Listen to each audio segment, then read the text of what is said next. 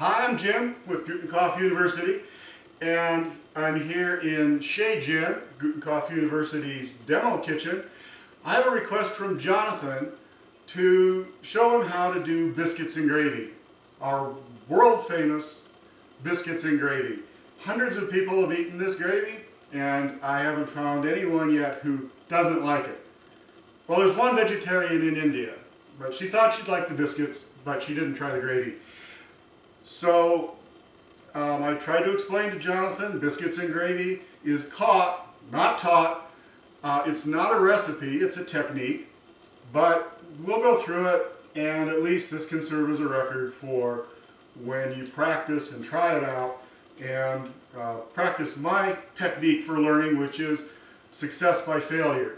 So after it doesn't work, try it again, watch the video, try it again, and eventually you might get it. So again, this is Papa Gute's world famous biscuits and gravy. Now, there is no such thing as a recipe, but I will give you the ingredients list. The world famous biscuits and gravy actually is executed in two parts. Part one is the biscuits, and then part two, you see how it's coming, right, is gravy.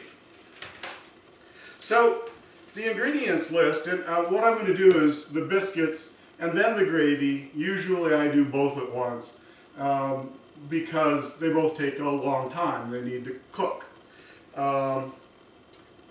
But that's a little hard to record, especially with my technique today, which is using the King's Invisible biscuits and gravy. You can't actually see any of the ingredients.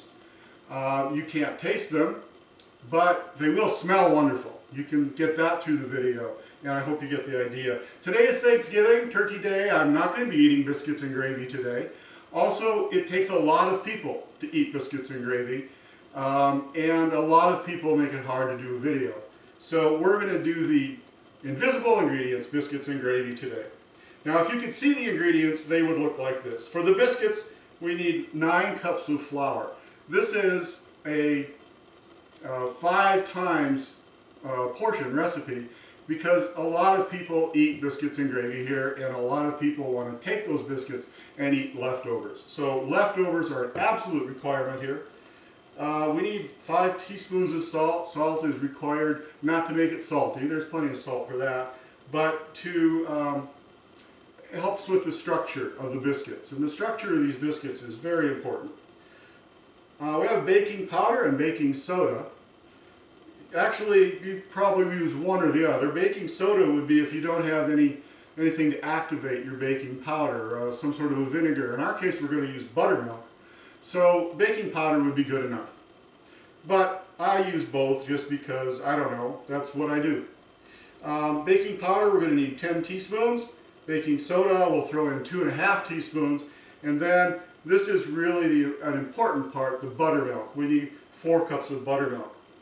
And then, well, let's not forget the butter. It has to be butter, no margarine. God's sake, don't Crisco. Butter. And it should be cold, 2/4 of butter. Lots of butter in these biscuits. Okay, that's it for the biscuits. We'll pull those ingredients together in a bit. Let's look at the gravy. Gravy. Made with sausage, of course. It's a sausage gravy. And I use Jimmy Dean's. I've tried a lot of different sausages. The only one that works is Jimmy Dean's. I'm sorry, I don't want to endorse a product, but that's the way it is. Got to be Jimmy Dean's. I use, let me show you. Now, this isn't invisible food, but I won't be cooking with it.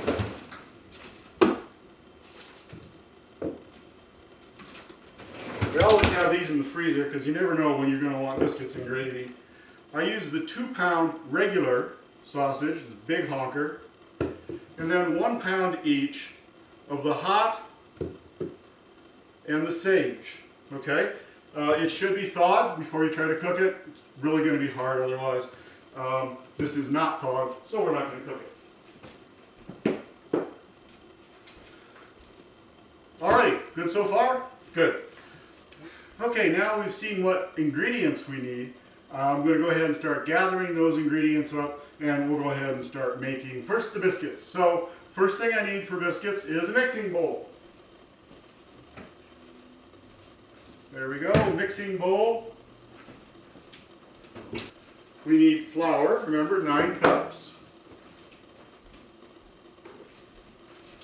Alright, we have baking powder, baking soda, and salt.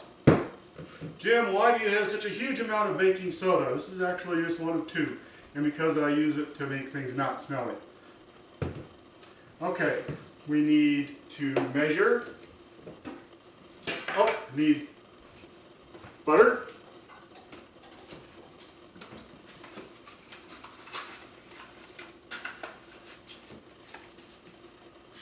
Two quarters.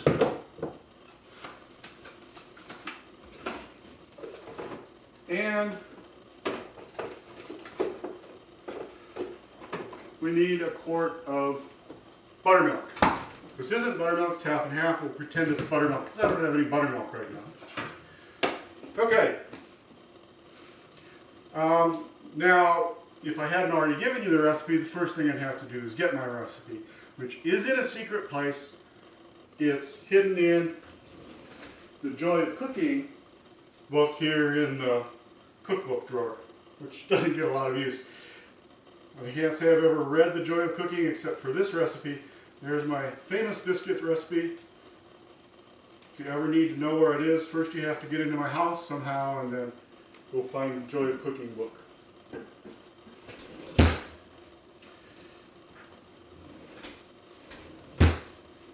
Alright, so 9 cups of flour. 1, 2, these don't have to be level, I'm pretty close. 3, 4, 5, 6, 7, 8, and 9 cups. Now I'm going to keep the flour out because I'm going to have to dust later when I roll these out also. And so baking powder, get my measuring spoon.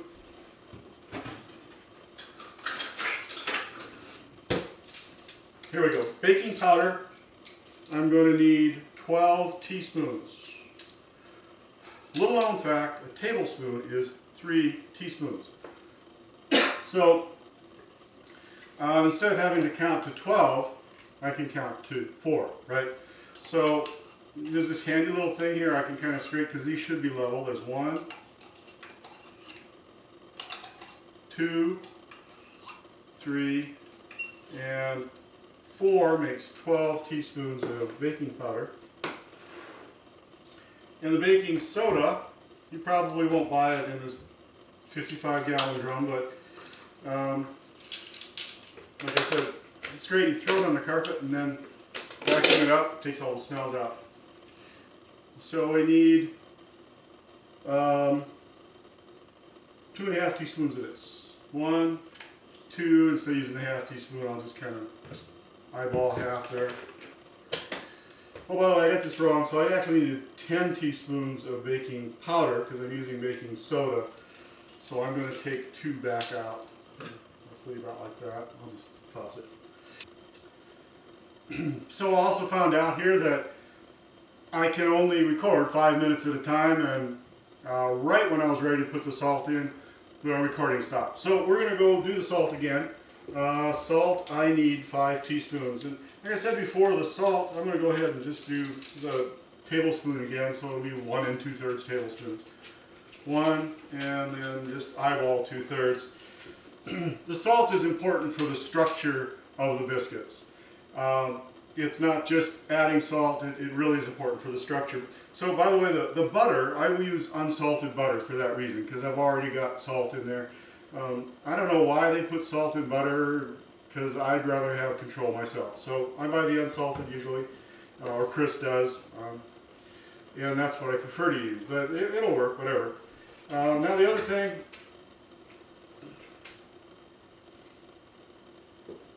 then is the butter. You wonder how it got there? It got there after the recording finished before. So butter is really key. It adds to the structure. It's really important to the structure of the biscuit. It's how it gets to be flaky and fall apart. And then of course it tastes great. So As I said before, it's got to be butter. I prefer unsalted. Do not use margarine. For God's sake, don't use Crisco. If you do, don't tell me about it. Okay? So I need 2/4 of butter. Normally you would unwrap them. I'm not. Just throw them in there. And then we need to cut the butter. Use 2 knives and just do a back and forth motion like this to cut it. And we want to end up with, you know, like pea size or maybe the size of the end of your finger, little finger, size pieces of butter, and as uniform as possible. So you can do it using these, or I've got a cutter pastry thing that I can use, but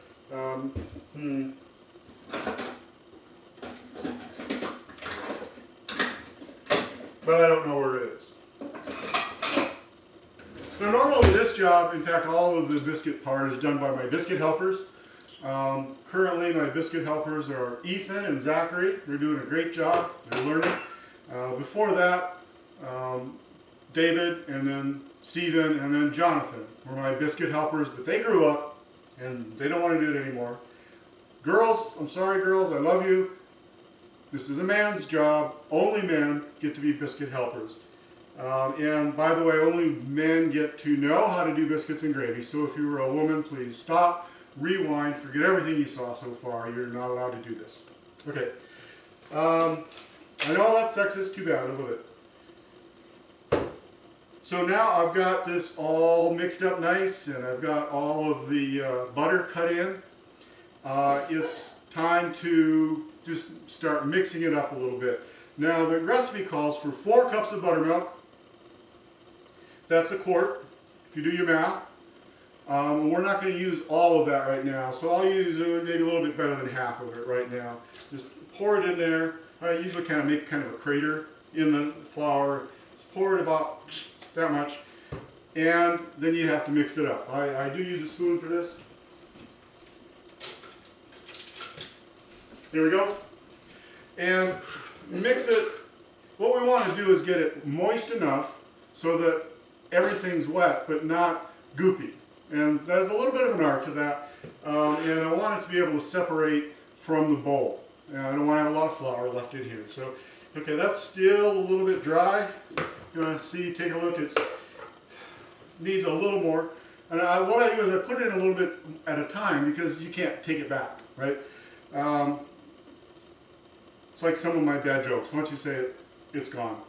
And put it about so much more. Okay. And I think that's good. Now you don't want to overstir this because as you stir it, the gluten, which doesn't exist in everything, this is not gluten-free. Gluten's a major ingredient in flour, and it's what makes your bread hold together. I don't know how people make bread without gluten, but that's another story. So the more you stir it, the more the strands of gluten get elongated and stick together, and then you can end up with tough biscuits. So do as little as possible. Alright, the biscuit dough is ready to go. Ready to start cutting it. First we got to dump it out and roll it. So I'm going to turn it out and then we'll roll the flour and cut it into biscuits. First I need to flour the counter well. So get a bunch, don't be sparing on this, use plenty of flour and spread it around here so that, here, I'll get that out of the way so you can see. Spread it around so that we're covering the whole counter. It'll be easy enough to clean up later, don't worry about it. And then we can turn out the dough onto there and roll it out. So at this point, because I've got it, you know, moist but not goopy, I can kind of roll it out in a single lump, kind of drop it out. And if I did my job right, there isn't a lot still sticking to the bowl here. Okay, we'll get that out of the way, and we can start working the dough. Again, you don't want to work it, you don't want to overwork it because that's going to make it tough. We're going to fold it a few times in order to layer it. So I'm going to begin by just pushing the dough out and maybe getting it, an inch and a half thick. It's not real important at this point, just get it big. And then I'm going to go ahead and flour again to keep it from sticking. Again, you have to use a cup. And we'll put some flour on there, maybe half a cup. And now I'm going to pick up the side here, get my hands underneath, and fold it over. and then push it down again. So that's 2 layers, and the secret to a really good biscuit is layers. So we've got 2 layers. I'm going to push that out, kind of like a pizza, but a little thicker. And now I'm going to go the other way. I'm going to come in here and get my hands underneath it and fold it over, and that's 2 times 2. 4 layers. Let's push that down. And I should have floured that. I'll flour it again now. Flour it good and push it down. And this will be my last fold. Fold it over here and push it down. Now, if you know your math, that's 2 cubed. 2 times 2 times 2 is 8. So we have 8 layers. You might be tempted to fold it again, 16, fold it again, 32. Don't bother. 8's plenty. It's going to be nice and flaky. Okay, let's put that aside, and we're going to roll this out. Get the roller. Now, the secret to rolling is that you're actually not really rolling. People think you just go like this, and like a steamroller, you kind of make it flat. You're pushing it. Start sort of in the center, and you just kind of push the dough out to the edges, and you can pull it also. And you want to get it, maybe 3/4 of an inch or a little bit more. But in fact, the reason is, let me get the cutter. I'm not going to use these. Some people use these kind of things. Forget it. They're not worth it. They've got little ridges on there that makes them pretty. Real cooks use forks if they want to put the ridges in. So forget these. Now, what I'm going to use is a jar lid. We have 2 sizes that we use. This is the larger, and there's a smaller one that I can't find that I actually prefer. And I'm going to use this to cut the biscuits. And the reason we want to look at it now is because that's how thick the biscuit's going to be, plus a little bit more. I like to have it dome a little bit when I cut it. You'll see how that works. So I want the biscuits just to be maybe 1/4 inch more than that. So about 3/4 of an inch thick. So I'll just roll this out until I've got the thickness I want. And where it got a little thin here, you can just kind of push it back in and get it all nice. I need pans. Okay, I'm going to grab pans and be right back.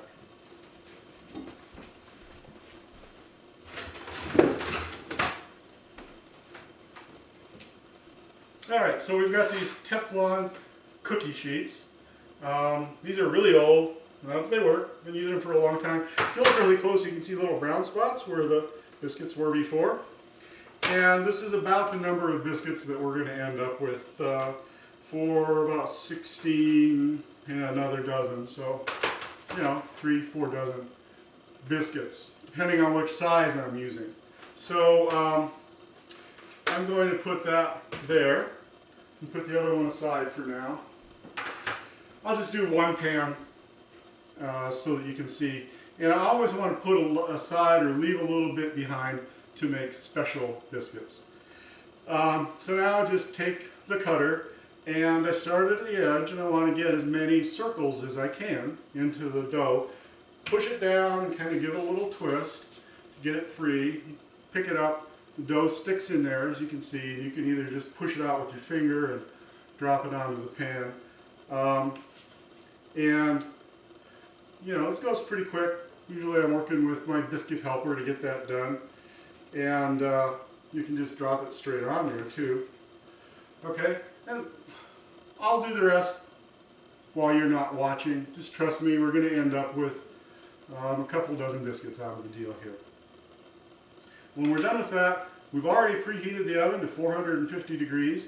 Not really, because I'm not cooking anything, but let's say that I have. And I'm going to take these and stick them in the oven. 450 degrees, it's going to be about 13 or 14 minutes.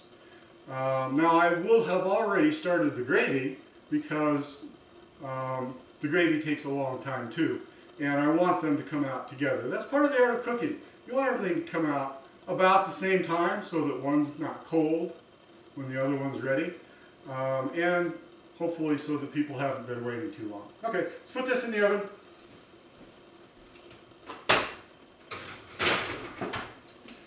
And we'll start the gravy.